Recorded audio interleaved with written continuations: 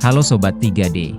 Cara memaster burung murai batu dengan menggunakan handphone, video YouTube, dapat Anda dilakukan kalau Anda tidak memiliki burung master.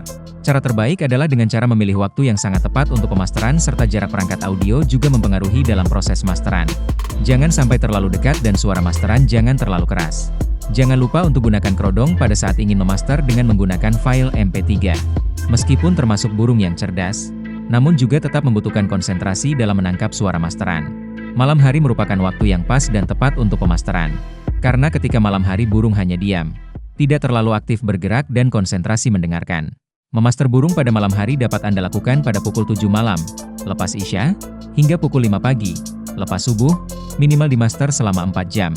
Non-stop sehari selama 2 SD 4 minggu, atau SD 2 bulan tergantung tingkat kecerdasan burung. Salam kicau.